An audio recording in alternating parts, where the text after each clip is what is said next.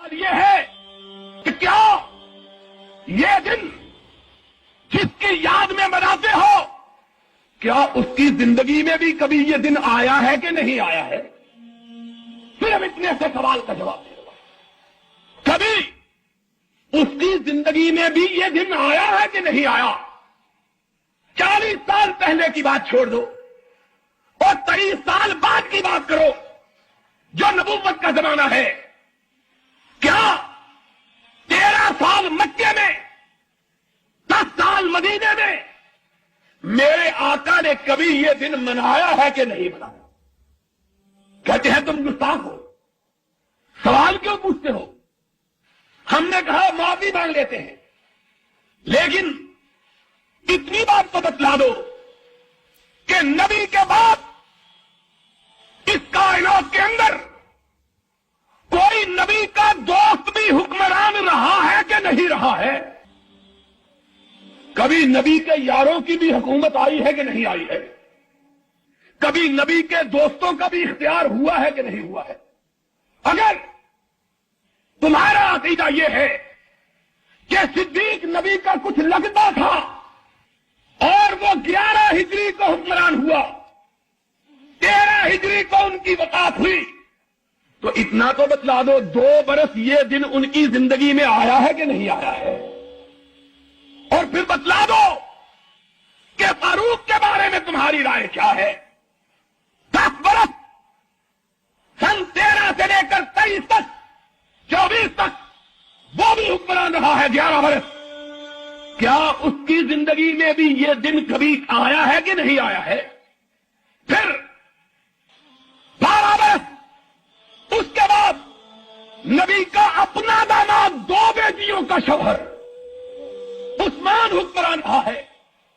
کیا اس کے دور اختیار میں بھی کبھی یہ دن آیا ہے کہ نہیں آیا ہے؟ پھر اس کے بعد ان کی چھوٹی بیٹی کا شوہر اور ان کے بیٹوں کا باپ، حسنین کا باپ علی مرتضی 35 ہجری سے لے کر 40 ہجری تک حکمران رہا ہے۔ 5 سال اس کے زمانے میں بھی یہ دن آیا ہے کہ نہیں آیا ہے؟ ان کے بعد خود ان کا اپنا لخت جگر، اپنا نواسا حسن 8 برس حکمران رہا، ان کے دور میں بھی ربیع الاول گزرا، کیا انہوں نے بھی یہ دن منایا ہے کہ نہیں منایا؟ یارو، ہم اپنے لیے تو نہیں لڑتے، ہم کو مجرم کہہ دو تو کوئی بات نہیں، لیکن دیکھو تو صحیح کہ تمہاری ستم گری کن کن لوگوں پہ اثر انداز ہو رہی ہے۔ اگر یہ دن نہ منانا جرم ہے تو بتلاؤ قیامت کے دن صدیق کو کیا کہو گے، فاروق کو کیا کہو گے، عثمان کو کیا کہو گے، حیدر کرار کو کیا کہو گے، نبی کے بیٹے حسن کو کیا کہو گے؟ ان پر کون سی پردے جرم لگاؤ گے؟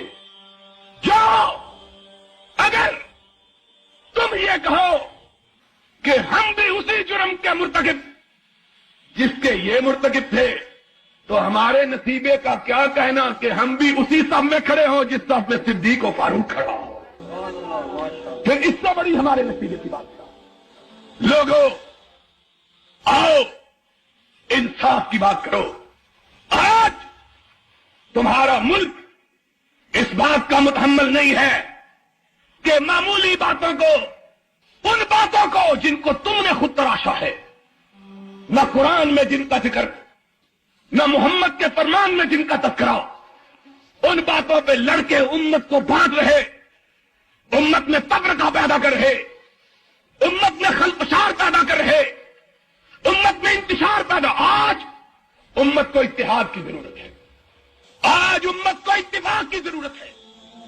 بیرونی